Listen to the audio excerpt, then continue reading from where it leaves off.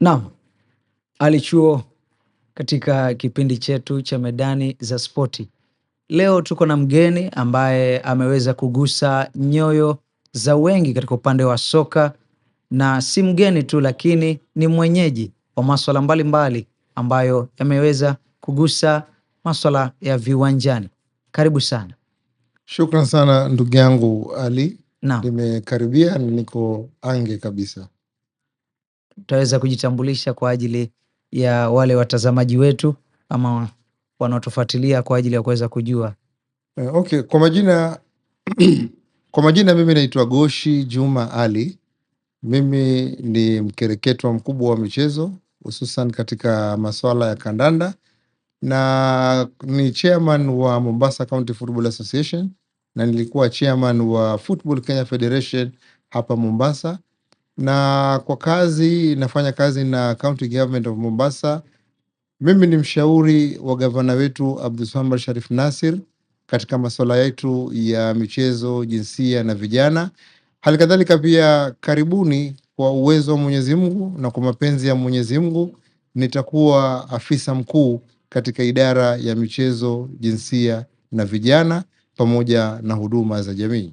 Kabla hatujafika huko, katika hizo kofia zote ambazo umeweza kuzitaja bwana mwenyekiti, chairman, mimi napenda kukuita hivyo.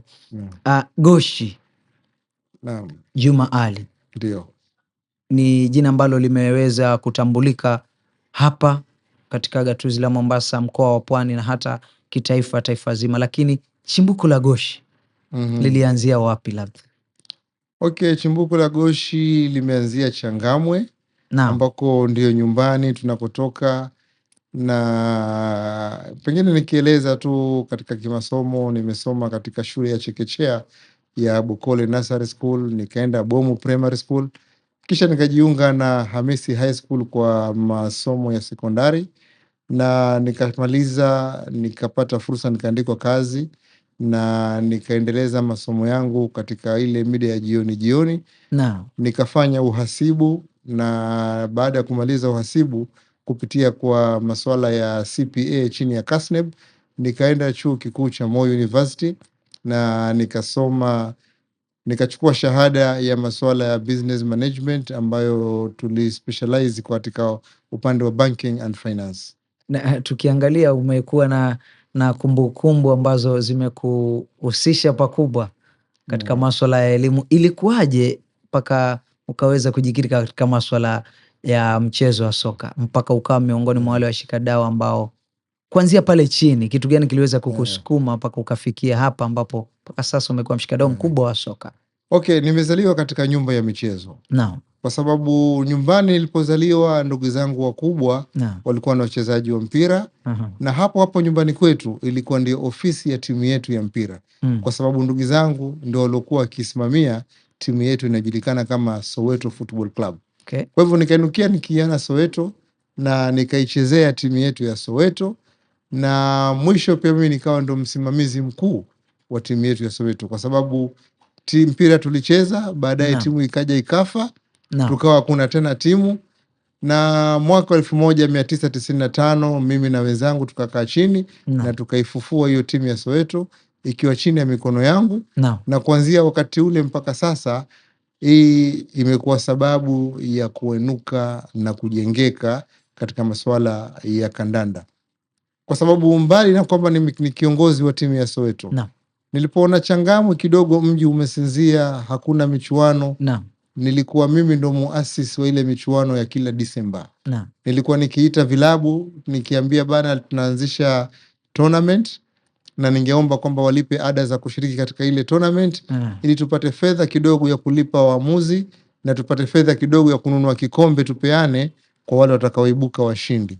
Kwa hivyo huo ulikuwa ndio mwanzo wangu katika eneo la Changamwe, na tournament zangu kwa muda mrefu zilikuwa zikishika kwa sababu nilikuwa nikiiga yale yanayofanywa TVini au yanayofanywa na nchi za ughaibuni. Kwa hivyo mambo hayo yaliweza kunionyesha kwamba ni mtu niko na tajriba na uwezo wa kupanga mambo, na yakaenda na yakaisha. Kwa hivyo yalinijenga sana kiasi cha kwamba mpaka watu wote katika eneo la Changamwe Naam. wakajua kwamba yuko mtu ambaye anaweza kukuza mpira katika eneo letu. Kwa hiyo baada ya kuona kwamba Soweto Football Club ni zao la nyumbani, ukaweza kujitwisha jukumu la kuwa miongoni mwa wale wasimamizi. Changamoto zako kabla ya kuweza kujiunga na jopo la usimamizi kama mchezaji ama kama mwanafamilia ambaye anatoka katika familia ya wachezaji ama wanaspoti, zilikuwa gani kabla haujakuwa msimamizi? Okay, kabla sijakuwa msimamizi sikuwa na changamoto yoyote. Naam. Kwa sababu kwa jukumu letu sisi ilikuwa ni kufika uwanjani kufanya mazoezi. Naam. Ikifika mwishoni mwa juma tuna mechi, tunakuja kama ni Tononoka, kama ni Baobab, kama ni Shimanzi, kama ni Mbaraki Polisi, tunakuja tunacheza gemu, na tukifaulu mwisho wa msimu tunapanda daraja. Hatukufaulu inakuwa tu pia tumecheza, tumeenjoy. Ilikuwa hayo ndio mambo tunayoyafanya. Kwa kuwa walikuwa tunasimamiwa kila kitu. Naam. Kwa hakika sikuona kama kulikuwa kuna changamoto. Katika zile njia ambazo ulikuwa unapita nazo, kwa sababu najua kwamba ulikuwa katika nafasi ya kuendeleza elimu yako na vile vile pia ukajihusisha katika masuala ya football na maisha yako binafsi. Zile hatua zako uliweza kuzimudu vipi kuweza kuhakikisha kwamba huku teteleki na upande huu mwingine pia hauteteleki? Kwa sababu najua sisi wakazi wa pwani ama watoto wa pwani nyakati zile lazima uende shule, lazima ukitoka shule labda kuna madrasa, labda kuna vitu vingine unahitajika kufanya pale nyumbani, mpaka passion yako kaibuild mpaka pale ulipofika. Zile hatua uliweza kuzimudu vipi labda? Okay, kitu naweza sema ni kwamba mapenzi tu yalikuwa mingi na jamii ama wazazi pia wakikuona wewe unapenda jambo ambalo liko katika maadili mema wala hukengeuki mipaka iliyoko, sengine wanakupatia mkono huru wa kufanya yale ambayo unayaona. Na wazazi pia kwa kuwa wao wenyewe pia walikuwa ni mashabiki na wameona nyumbani kunafanywa nini, kwa hivyo wakawa watu wananiacha tu bwana, wadamu huyu wacheza mpira, huyu washughulika na masuala ya kufanya mpira, wacha tumpe nafasi. Kwa sababu uzuri wa kujishirikisha na michezo ni kwamba iwe iwavo, ikifika magharibi wewe utakuwa uko nyumbani. Ikifika saa moja wewe utakuwa uko nyumbani. Sasa kwa hivyo unapata fursa ya wewe kufanya mambo mengine ya ziada. Kama ni masuala ya masomo, kama ni masuala ya vipi na vipi, inakuwa huna shida. Na kama ni madarasa pia tunaenda ni kuanzia saa 2 asubuhi mpaka saa 10. Kwa hivyo tukishatoka madarasa saa 10 pia tuna fursa ya kuja na kucheza mpira, na kama tuna mechi unatoka madarasa saa 10 unakimbia, unapanda matatu, unakwenda kwenye michuano, unacheza, huo hakuna taklifu yoyote. Tukisalia pale pale katika ukuaji wako, kitu gani ama kielelezo gani ama ni mtu gani ulikuwa ni kielelezo chako mpaka wewe ukawa na ile passion, japokuwa kwamba familia ilikuwa inajihusisha na masuala ya soka, lakini nani aliweza kukupa ushawishi ukimtazama kama kielelezo chako ama role model wako ambaye aliweza kushawishi ukaendeleza taaluma yako kuwa mshikadau wa sport? Okay, kielelezo cha mtu ambaye alikuwa ni karibu yangu sana na mimi, yuko ndugu yangu mkubwa anaitwa Swaleh Khamis. Sasa hivi ni marehemu na yeye ndio nilikuwa pia nikiishi naye, nikikaa kwake. Alikuwa ni kiongozi wa hiyo timu yetu Soweto. Hata yeye pia aliwahi kuwa kiongozi wa kandanda Mombasa, wakifanya kazi na kina Ali Mbarak. Sasa kwa kuwa karibu naye na kuona vile utaratibu wake, desturi zake na nidhamu zake, kwa hakika zilinivutia sana na nikampenda na nikasoma mengi kutoka kwake. Na yeye pia aliponiona kwamba mimi nina mapenzi na masuala ya kandanda, ikawa mara nyingi kukiwa na jambo ananivuta karibu, tunakwenda naye pamoja. Wakati huo tukija stadium hapa kwa mechi kubwa kubwa, kukiwa na michezo ya vijana, ananipa fursa mimi kusimamia timu ya vijana kutoka kwetu. Kwa hivyo hiyo ilikuwa ni yeye ni mmoja katika watu ambao walinijenga kwa sana, na Mungu amrehemu pale alipo, kwa sababu yeye ndio sababu kubwa ya mimi kuwa hivi nilivyo. Tukiingia katika zile hatua zako za kuanza usimamizi wa klabu mpaka kufikia katika hatua za kwamba wewe ndio utakuwa mwanzilishi wa michuano mbalimbali katika lile gatuzi la Changamwe, yalikuja maamuzi gani mpaka ukaamua ya kwamba si tu kuweza kuisimamia timu ya Soweto lakini hata gatuzi la Changamwe linahitaji mtu kama mimi kuweza kuanzisha hizi michuano kwa ajili ya kuweza kuwapatia fursa wachezaji kutoka hapa katika gatuzi la Changamwe. Ni hatua gani uliweza kuchukua mwanzo kabla haujafikia maazimio yote mpaka hapo ulipofika? Okay, kwa sababu wakati nikiwa mdogo tukiandamana na hao wakubwa zangu na nikiona mambo yalikuwa yakifanyika, kuna mzee mmoja alikuwa akiitwa Salim Kishaka ama Salim Shaka. Ni mtu mzima, alikuwa yeye akitengeza tournament ama akiandaa tournament, alafu alikuwa akipeana zile shield zimetengezwa na mbao. Sasa yule bwana alikuwa akifanya michuano yake na inashika sana. Mwisho yule mzee akaja akawa hafanyi tena katika maeneo yetu ya Changamwe. Kwa hivyo mimi nilipoona vile nikasema kwa nini mimi siwezi kufanya hivi? Kwa hivyo nikaa nafanya michuano nikishirikisha timu chache tu katika maeneo yetu. Sasa zile timu chache kwa urafiki zikawa zinaalika wachezaji kutoka mbalimbali. Michuano sasa ikawa inapata umaarufu kwa sababu wachezaji kutoka Changamwe, kutoka Mikindani, kutoka Jomvu wakija wanakuja na marafiki zao. Sasa nilipata umaarufu kwa sababu mechi ikichezwa katika uwanja wa Womu ilikuwa ikifurika ajabu. Sasa hiyo nikaona kwamba ile jambo naliweza. Na kikubwa zaidi ni kwamba nilikuwa mpenzi wa kutazama TV tangu nikiwa mdogo, kwa sababu nyumbani TV ilikuwepo zile za black and white na ilikuwa kwa wakati huo football made in Germany, watu wanakuja kuangalia kwetu kwenye black and white. Kukiwa na hii michuano yote kama ni World Cup, nakumbuka hivi mimi World Cup Mexico 86 hiyo ikichezwa na iangalia hivi. Na nilipenda pia kusoma magazeti. Sasa katika kusoma magazeti mambo ya michezo nikawa pia nasoma, kumbe ndo najengeka akili kwamba michezo inakuwa hivi, fixtures zinapangwa hivi. Hata mimi nakumbuka nilipoita mkutano mara kwanza na tukafanya kikao na washikadau, nikaenda nikatengeza fixture nikaitoa kuanzia mwanzo mpaka fainali. Watu hawakuamini. Wanaambia hii vipi bana? Nikasema bana, si kuna kundi A na kundi B na kundi C D. Hapa ukiwa namba 1 unacheza kwota, mshindi wa kwota anapatana na huyu na huyu. Yani wakasema kweli umetuonyesha uadilifu katika upangaji, kwa sababu mara nyingi ilikuwa kwa michuano ikipangwa wewe ukifika kwota ujui unapatana na nani. Sasa anayehusika katika kupanga akiona timu hii ni ngumu anaipeleka kwa wale wengine ili yeye apate kuponea. Sasa mimi ikawa inanijenga kwa sababu nimekuja na mfumo kama mifumo ya Ulaya. So tuseme kwamba uliweza kutengeza mipangilio ambayo ilijenga uaminifu sana. Na ilichukua muda gani kwamba wasimamizi wengine ama vilabu mbalimbali viweze kuamini kwamba wewe ndiye msimamizi ambaye unaweza kuleta mabadiliko ya soka si tu Changamwe hata Mombasa kwa jumla? Okay, sasa kwa kuwa tulikuwa tukifanya kule kwetu Changamwe na mashabiki wakawa wanakuja wingi, sasa ikawa kila mmoja anajaribu kujisongeza karibu na mimi ili ashirikiane na mimi, kwa sababu kuna watu wanataka umaarufu, kuna watu wanataka kutajwa. Sasa kama nikipanga tournament, mtu anakuja na idhamini, anasema mimi nitatoa 10,000 kama mshindi, watu wacha wapiganie. Sasa kwa hivyo hapo nikajua kwamba kazi yangu imeonekana na inaleta nguvu.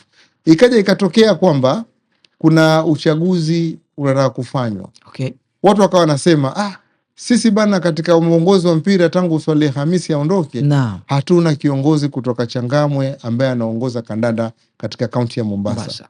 Wakati huo pia kaunti hasijakuja, lakini ilikuwa ni Mombasa district. Sasa kwa hivyo watu walipoona vile, mwisho watu wakasema bana, huyu Goshi anatosha, huyu Goshi anafaa. Kwa hivyo na mimi nikahamasisha watu wangu na nikawaambia bana, mimi nitajitosa katika ulingo wa siasa za kandanda, siasa za sport. Na nashukuru mara yangu ya kwanza tu kwa taaluma yangu ya uhasibu nikaitana na watu nikajieleza mimi ni mhasibu na mimi naomba kuchukua uongozi na nikatembea Mombasa nzima nikizungumza na vilabu na nikieleza tu ule weledi wangu katika mambo ya uhasibu. Hivyo kila mtu akaridhika na mimi, kwa sababu akaona huyu ni mhasibu, huyu ni mtu wa kandanda, huyu ni mzuri katika kuratibu mambo, kwa hivyo huyu anafaa. Na nashukuru Mwenyezi Mungu sikuwahi kuanguka katika kura za kandanda, na nikafaulu, nikachaguliwa kama mweka hazina mara yangu ya kwanza katika kura za mwaka wa 2010. Naam, tukisalia hapo hapo katika siasa za spoti, katika kazi yako ama taaluma yako ya uhasibu, ni changamoto gani ambazo uliweza kupitia, kwa sababu najua kwamba labda ulikuwa bado unaendelea na masomo yako yale ya jioni kusomea taaluma yako ya uhasibu, vile vile ulikuwa labda una familia na maswala yako mwenyewe binafsi. Uliweza kuyachanganya vipi kuweza kuyafanya kwa pamoja mpaka ukaelekea ukajiingiza katika siasa za kandanda mpaka sasa, ama mpaka ukaweza kupatiwa kile kiti cha kuwa mweka hazina? Uliweza kuchanganya vipi? Okay, unajua jambo la kwanza ni kwamba mimi nilikuwa napenda sana kandanda. Naam. Yani ni jambo ambalo liko kwenye moyo wangu. Kwa hiyo mbali na kwamba nilikuwa nikihudhuria masomo saa za jioni, lakini nikirudi nyumbani ilikuwa nahakikisha kwamba mipango nimeitekeleza na kila kitu kiko sawa. Naam. Mimi sijui ni lini nimelala saa 6. Sikumbuki. Naam. Mimi mara nyingi hulala zaidi ya saa 7. Naam. Kwa sababu gani? Ule muda wa kupumzika ama muda nikiingia nyumbani kama saa 3 saa 4, sasa ndo ukando nikaanza kuratibu mambo yangu ya michezo. Okay. Ushaona? Yani imekuwa kwenye damu yangu mpaka hata watu walikuwa washangaa nafanya jambo alafu nalituma kwa watu. Asubuhi watu wakiona waona kumepangwa mambo, huyu jamaa mpanga mambo saa ngapi? Huyu amelala saa ngapi?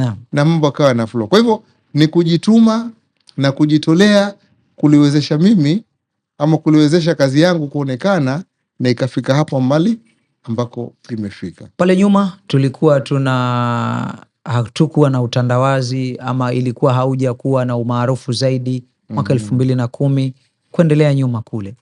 Shughuli zako za kikazi, labda kuweza kuconnect na watu wako wale ambao ni wa karibu, ama kuweza kuconnect na zile teams mbalimbali, ilikuwa unafanya vipi? Mimi nakumbuka miaka hiyo. Naam. Ilikuwa naweza nikakaa. Wajua mimi pia Mungu amenijalia nilikuwa niko na handwriting nzuri sana. Naam. Mimi nilikuwa nikipanga jambo naliandika kwa mikono yangu.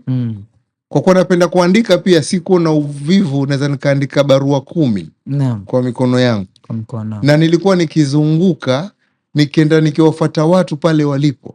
Kwa sababu watu wa kandanda tunajua wako wapi? Wako viwanjani. Ilikuwa nikienda uwanjani, bana nina barua yenu hii na wabwagia. Kuna fixture yenu hii na wabwagia. Kwa hivyo hiyo ilikuwa ndo kazi yangu, nikizunguka kila mahali mimi mwenyewe. Alafu sasa pia kila kukiona mechi ilikuwa mimi mwenyewe nikifika. Nakaa kwenye mechi na shuhudia. Kuna watu nawapanga kama ni marifari wale wa mtaani. Na wengi katika marifari ilikuwa nikiwatumia mwanzo ilikuwa ni wale makochi wa kitambo. Ambako najua pia ilikuwa ni watu ambao wanaheshimika katika fani ya kandanda. Kwa hivyo kama mambo hayaendi segemnege sana. Kwa hivyo hiyo ilikuwa ndo nikitumia kuzunguka mimi mwenyewe nikipeana barua kwa mikono yangu. Ama naweza nikaandika alafu nikazipigia fotokopi nikazipeana. Kwa hivyo hiyo ilikuwa ni changamoto, lakini kwa kuwa ilikuwa taaluma hizi za kileo sijaja, ilikuwa tunaona ni jambo la kawaida. Na wakati ulikuwa tuna baiskeli. Na sisi nyumbani kwa wazee wetu hakuna mzee ambaye hana baiskeli. Sasa kwa hivyo ilikuwa sasa unachukua baiskeli unaitumia kama njia yako ya usafiri, zile Black Mamba. Black Mamba zile. Natumia zile kutembea na kufika mahali na kupenda. Watu walikuwa wanasema ukiwa na Black Mamba kwenu mna uwezo mkubwa sana. Lakini hakuna mtu mzima ambaye alikuwa hana baiskeli miaka ya nyuma. Tukisalia hapo hapo, ukivuka kuja katika upeo mkubwa, ukiachana na nyumbani pale, wanasema mcheza kwao hutuzwa. Na walikuweza kuingia katika dau kubwa, ukiachana na la Changamwe, dau kubwa la Mombasa, kusimamia football na katika siasa za mpira katika ukanda wetu ama gatuzi letu, kabla hii mkoa wetu ama hili jimbo la Mombasa. Ilikuwaje mpaka ukaweza kupata nafasi ya kuingia, ukaweza kupambana kisiasa na kujijengea kiti chako cha kwamba hata ukitajwa kule Kisauni, ukitajwa Nyali, watu wanajua kwamba huyu ni miongoni mwa washikadau wakubwa wa soka? Okay, kama nilivyosema pale mwanzoni ni kwamba kuipenda kazi. Na nilipochaguliwa kama mweka hazina, tukiwa na wenzangu wote, tukiwa na machairman, secretary, matreasurer. Sasa unajua Waswahili wasema dhahabu ni dhahabu. Hata ukaiweka kwenye mchanga itakuwa dhahabu. Sasa kwa cheo changu kile kidogo, lakini kazi yangu ilikuwa yaonekana. Alafu sasa pia kwa kuwa unajituma zaidi, watu wanaona hapa kweli kuna watu 10, lakini yule stand out. Yule amejitokeza kufanya kazi ambayo inaonekana. Kwa hivyo hayo mambo ndio yalinifanya mimi nainuka zaidi. Alafu isitoshe pia Mungu pia alinipa kipawa cha uelezi wa mambo. Kwa sababu ilikuwa kukitokea tatizo, nikilieleza lile jambo ama nikitoa suluhisho ya lile jambo, ilikuwa watu wakilifurahia na wakikubali bila matatizo yoyote. Kwa sababu ilikuwa mara nyingi tuwafanya mambo kwa njia ya uadilifu. Sasa ikawa yani kila mtu anakuona kwamba kweli yule mtu ni mtu mzuri. Alafu pia kwa kuwa wewe umechaguliwa kama kiongozi, nikawa sikai nyuma, nenda mbio kutafuta maarifa ni vipi vilabu vyetu vitanufaika. Kwa hivyo tangu nilipochaguliwa mimi nikajaribu kutafuta urafiki na wanasiasa, na mimi pia walikuwa wanasiasa wengi wananijua. Sasa ikawa kuna misaada midogo midogo inakuja kwa lengo la kusaidia vilabu. Sasa pale watu wakaona kwamba huyu Goshe anafaa kwa sababu kazi yoyua, na kama ni urafiki anao, na kama ni haiba na tajiriba anayo. Sasa ikawa kila mmoja yuanipenda, na ilipofika kura zinazofuata nikaambia watu wenyewe, wakanambia wale wenzangu wenyewe, manake nikienda mahali wao wanakaa nyuma, ninayeongea ni mimi. Nikienda ofisi yoyote kuomba msaada, ninaeleza jambo ni mimi.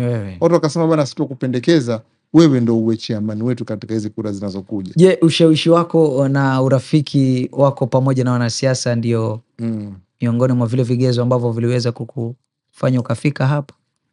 Hiyo ni kweli pia, kwa sababu kama nilivyokueleza, wanasiasa wanapenda mtu ambaye anakusanya watu. Na mimi ilikuwa harakati zangu zinakusanya watu. Mtu akija anasema hii tournament ya Goshe, hii tournament ya Goshe. Na mpaka leo ligi zetu watu wasema hizi ni ligi za Goshe. Sasa ikawa watu, na uzuri ni kwamba katika masuala ya kijamii mimi pia niko kule kwetu katika masuala ya kijamii. Mimi pia nimesimama kidete, kama tukuna shirika letu la Changamwe Muslim ambalo pia watu wakubwa wakubwa na wenye fedha wenye uwezo wako pale. Sasa ikawa yani mimi kila mtu huyu ni kijana ambaye yuenukia vizuri, ni kijana ambaye yuwachangamsha jamii, ni kijana ambaye tumemwona ana mwelekeo kwa kuhakikisha kwamba maeneo yanakuwa salama. Kwa hivyo ikawa ni rahisi mimi kusikizwa, ombi langu kukubaliwa, na kila ninapokwenda ikawa ni mimi naitikiwa na nashikwa mkono. Kwa hiyo tuseme siasa ni miongoni mwa vitu ambavyo vina ushawishi mkubwa sana ndani ya Mombasa. Kabisa, kwa sababu saa ingine utapata kwenye siasa ndio kuna pesa, kwenye siasa kunatoka ufadhili. Kwa hivyo hayo ni mambo ambayo pia yanafungamana. Tukirudi tena hapo hapo kwenye siasa, tumeona kumekuwa na changamoto nyingi sana katika ukuaji wa soka la Mombasa, ujumla pwani nzima. Timu zinakosa ufadhili, timu zinakosa kushindwa kusafiri kwa ajili ya kwenda kushiriki katika zile mechi ambazo labda wameratibiwa kwenda kule ugenini. Na tukiangalia kwamba siasa imekuwa miongoni, ama wanasiasa wamekuwa miongoni mwa wale watu ambao wanapigiwa upatu kuweza kuzipiga jeki hizi timu. Je, hichi tunasema kwamba ndicho kinachofanya utepetevu wa soka la Mombasa kukua pia? Okay, utepetevu ama kutokukua katika masuala ya kandanda hapa Mombasa. Kwanza mambo ni mengi sana. Kweli. Ni mengi sana. Kweli. Na mimi naweza sema tu ya kwamba changamoto kubwa ni serikali kuu. Serikali kuu ama serikali yetu ya Kenya haijapenda michezo kama serikali nyingine.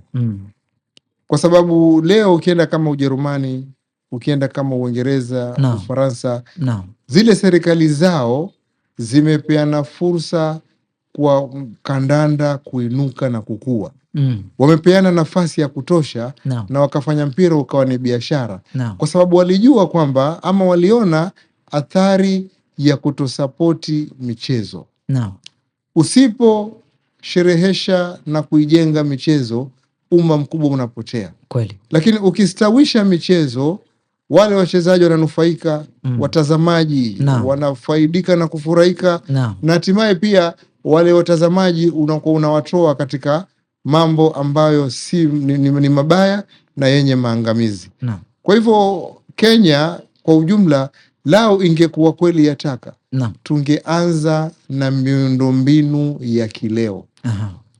Yatakikana tujenge viwanja vya kileo, tena viwanja na tuweke mazingira rafiki ili vijana wapate fursa ya kucheza.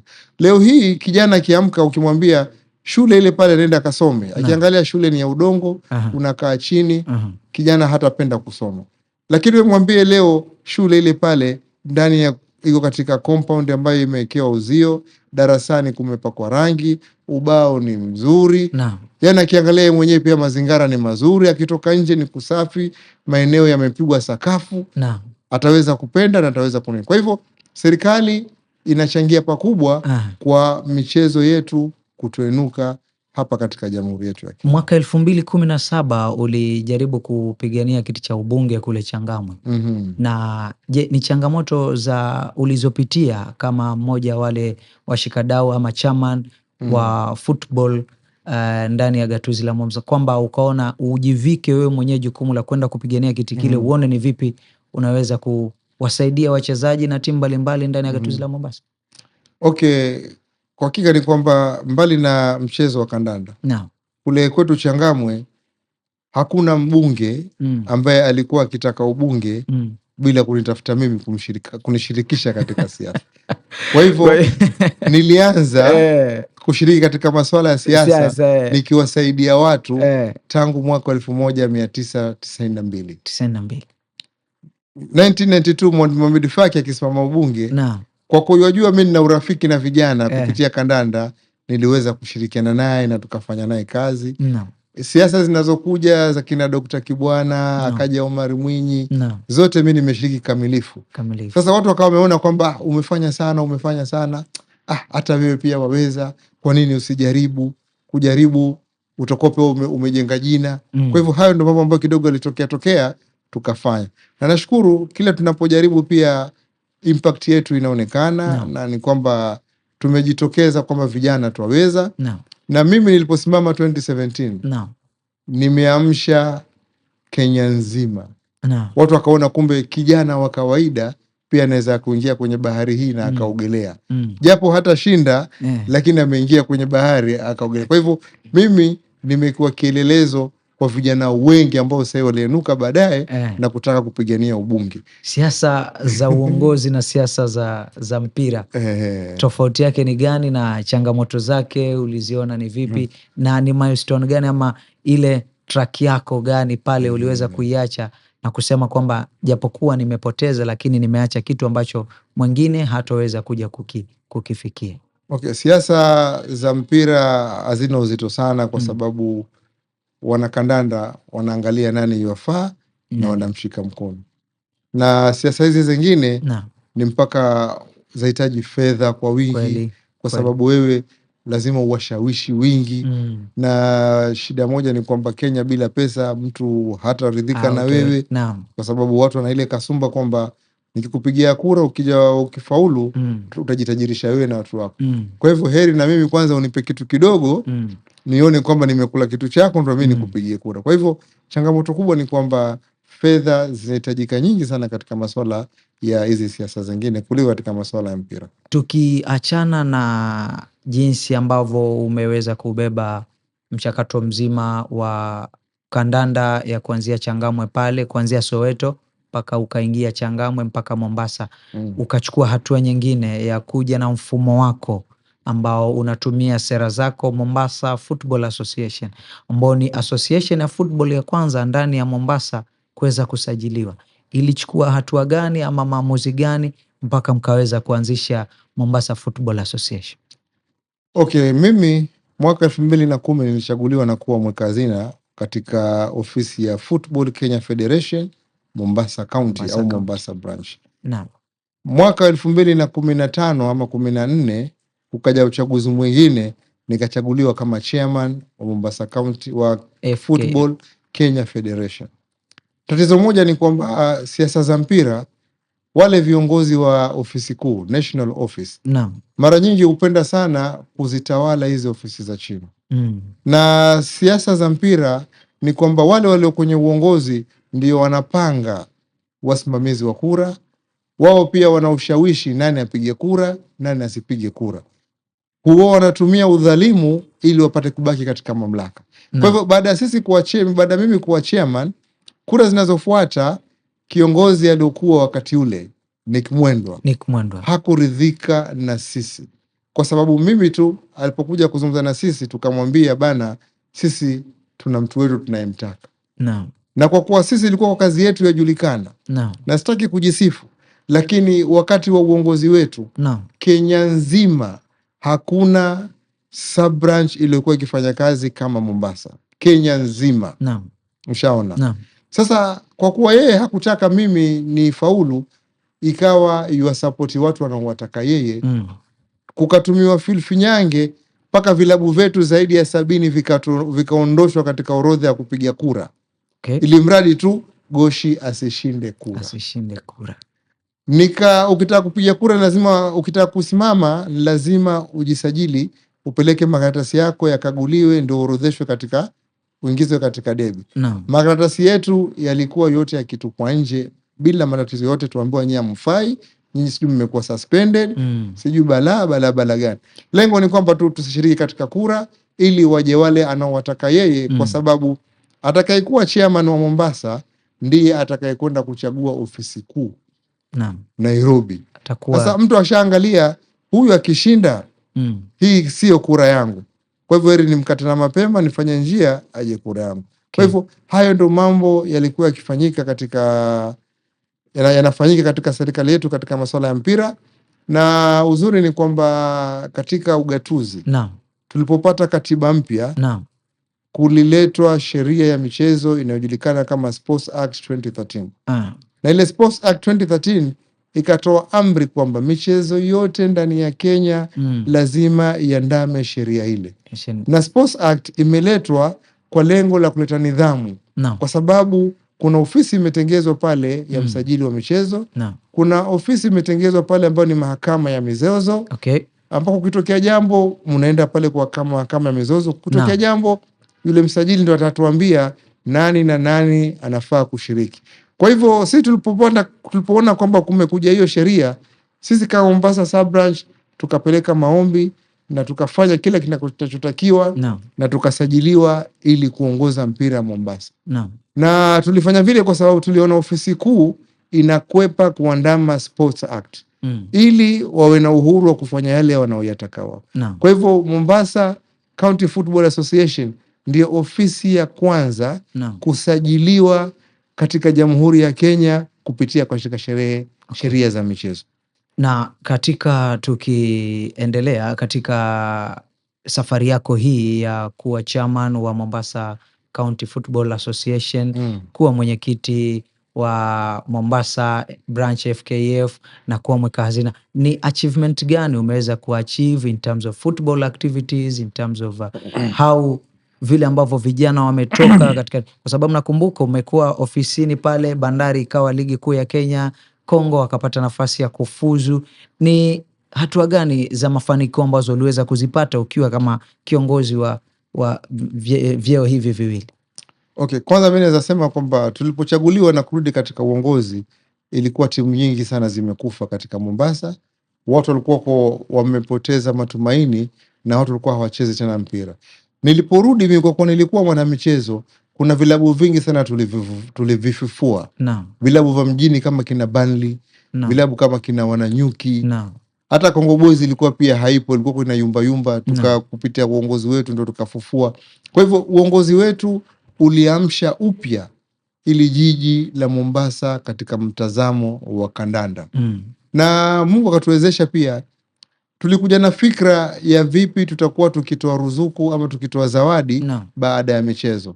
Kwa hivyo kupitia kwangu na ofisi yangu, sisi ndio waasisi wa hizi gala ndani ya Mombasa na Kenya kwa ujumla.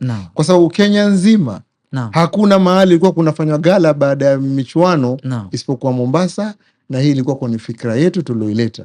Tunakwenda mbio, tunatafuta pesa, tunatangaza kwamba jamani, mshindi anapata kama ni 200,000, huyo anapata laki kadhaa.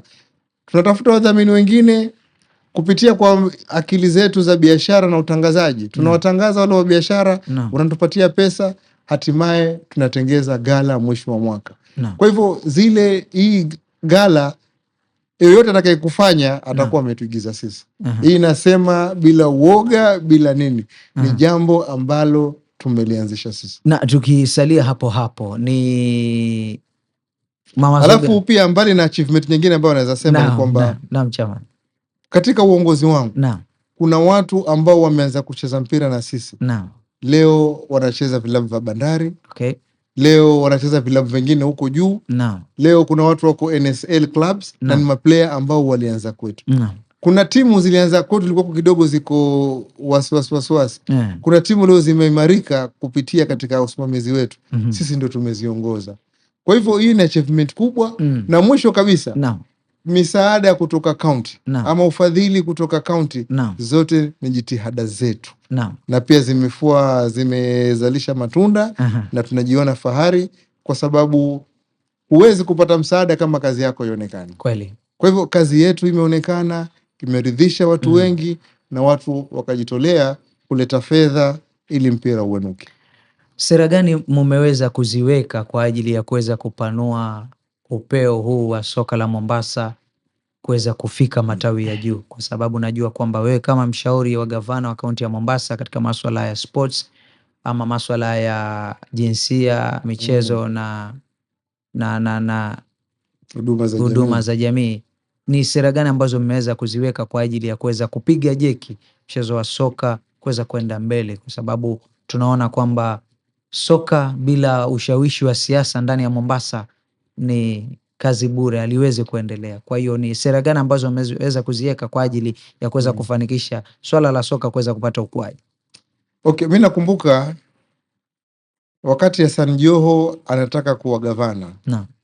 Niliandaa michuano Changamwe. Hassan Joho akaja Changamwe. Alipoiona ile fainali vile imeshika, akauliza aloandaa michuano hii ni nani? Akaambiwa ni mimi. Kuanzia wakati huo Hassan Joho akawa rafiki yangu. Hassan Joho alipokuwa gavana, wazo langu la kwanza tulipokuwa naye, nilimwambia bana Hassan Joho, sisi tuwaomba kama washikadau wa kandanda, katika kila eneo bunge tutengeze stadium. Kwa sababu hizi stadium zitafanya watu watapenda kuja kuangalia mpira. Hizi stadium itakuwa sababu ya sisi kuchukua gate collection japo na shilingi 10 ili wachezaji waweze kupata faida. Na aliwahi kutusikiza, na mara ya kwanza akaanza kutengeza uwanja wa Mbuzi na baadaye akaja Bogo. Na alikuwa tumemwambia kwamba kila county, kila sub county ipate uwanja huo. Na alitusikiza ndio, lakini gavana wetu Abdulswamad vile amekuja na yeye pia akafuatizia pale pale mwenzake aliponiacha, na akanipatia ushauri wa michezo. Leo hii hii ndoto inakwenda kutimia.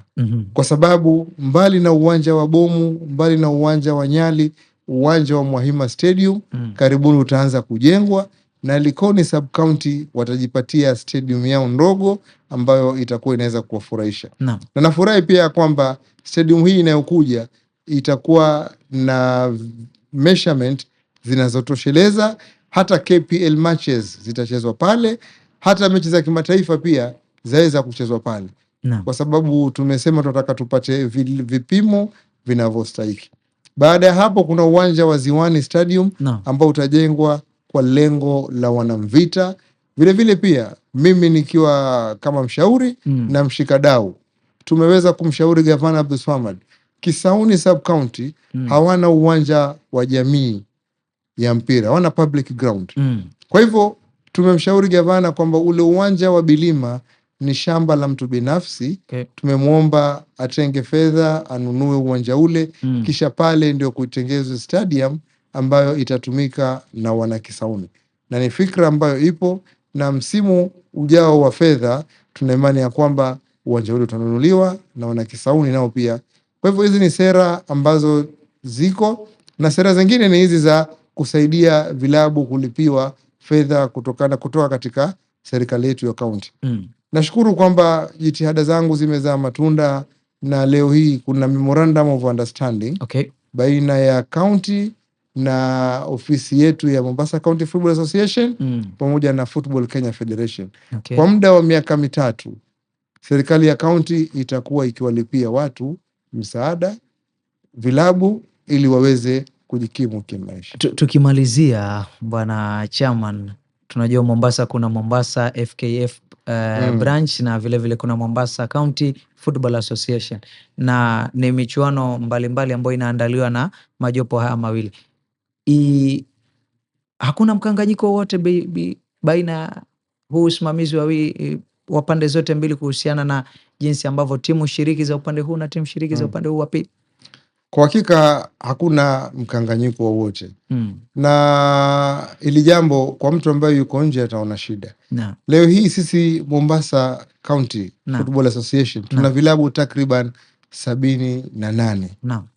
FKF juzi nao wameleta orodha yao, wana vilabu 78. Sisi vilabu vyetu tumevipanga katika ligi 3. Kuna Mombasa Premier League, Mombasa Division 1 na Mombasa Division 2, na tuna ligi ya wanawake. Sasa wewe kama klabu chako ni kigeni, unaanza Division 2, ukifaulu unakuja Division 1, unakuja Premier. Sisi mwisho wetu ni Premier.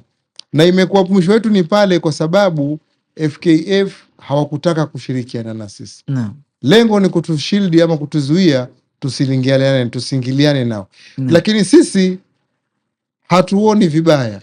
Sisi haja yetu ni grassroots football, ni soka la mashinani. Ndio tukaja na mfumo wa kwamba Mombasa Premier League na Mombasa Division 1 tukasema ni ligi ambazo zitakuwa na timu 18 ambazo unacheza home and away. Msimu ukisha, mchezaji atakuwa amecheza mechi 34.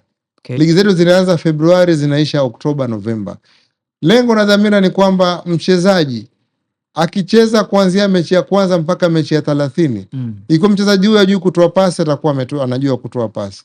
Hata kama ajui kutoa cross, atakuwa ameimprove na kutoa cross. Na sisi tukajipanga ya kwamba twaridhika na hali yetu. Lengo ni kuwakuza hawa watoto, kesho uende wakacheze vile vilabu vya juu. Na ndoto hiyo imetumia. Leo wachezaji wa Bandari, nusu ya wachezaji wa Bandari katika ino Bandari ambao wako nationwide. Kuna wachezaji kutoka Mombasa United. Kuna wachezaji wengine wako Kenya Navy, wametoka katika ligi zetu. Hata wadadisi wa mambo wenyewe wanasema ukicheza ligi ya Mombasa Premier League miaka 2-3, kama wewe ni mzuri, lazima utafika mpaka nationwide, utafika mpaka NSL. Kwa hivyo haya ni mambo ambayo tufurahi na yametimia. Vile vile pia tuambia vilabu sisi ya kwamba ukicheza kwetu, cheza ukijiona umekuwa imara, ukijiona umejengeka na una nguvu ya kwenda FKF, hatukuzuii. Tunakuruhusu uende. Na pia kama njia huijui, tukushika mkono, tukupeleka njia ya FKF ni hii hapa. Kuonyesha ya kwamba tunataka vilabu vijengeke, na hivi tunavyozungumza takriban vilabu zaidi ya 10 vilokuwa kwetu vimeinuka na vimeingia FKF na kule vinafanya pia kazi ambayo ni nzuri. Wewe kama jambo la mwisho ni kwamba nikimalizia pia huu mpira kila klabu kina malengo yake.